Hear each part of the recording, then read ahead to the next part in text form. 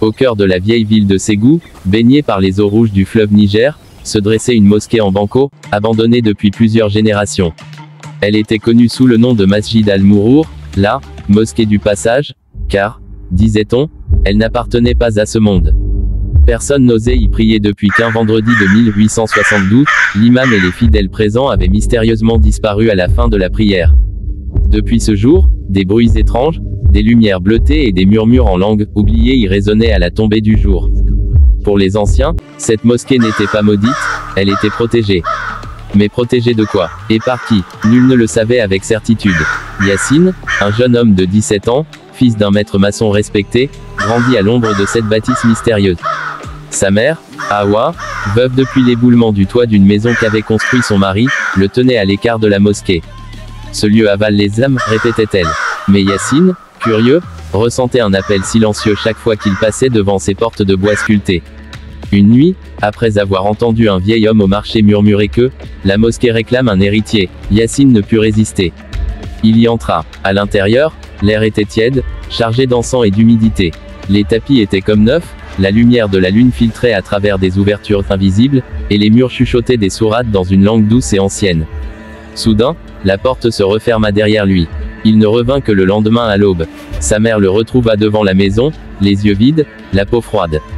Il ne parlait plus. Le marabout du quartier, le vieil El Hadj Amadou, fut appelé. En observant Yassine, il pâlit. Ce garçon a vu les djinns gardiens. Il a traversé le voile.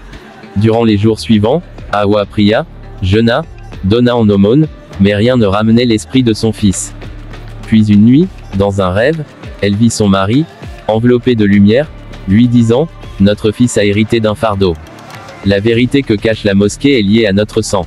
Va voir le chef des griots. » Le lendemain, elle se rendit chez Mahamadou Kouyaté, le plus ancien griot de la ville. Celui-ci, après un long silence, révéla un secret vieux de plus d'un siècle. La mosquée avait été bâtie sur un ancien lieu de cérémonie animiste. Lorsque les premiers colons étaient arrivés, les chefs de la ville avaient voulu effacer les anciens rites pour adopter des pratiques islamiques visibles et modernes. Mais les esprits gardiens, ignorés, avaient été piégés sous les fondations. L'imam disparu, en 1872, était un membre de la famille d'Hawa, un homme pieux mais qui avait scellé le pacte en connaissance de cause pour préserver la paix. Depuis, tous les héritiers de cette lignée portaient la capacité de voir à travers le voile des mondes. Hawa comprit alors, son fils n'était pas perdu, il avait été choisi. Mais il devait accomplir un rituel oublié, libérer les esprits, et rétablir l'équilibre entre le visible et l'invisible. Avec l'aide du marabout, du griot et d'un vieux maître des traditions Dogon, Hawa apprit les paroles du rituel originel. La nuit du 27e jour du mois lunaire, elle conduisit son fils à la mosquée. Les tambours résonnaient au loin, des hiboux tournaient dans le ciel, et un silence pesant s'installa quand elle ouvrit les portes. À l'intérieur, Yassine reprit soudain conscience.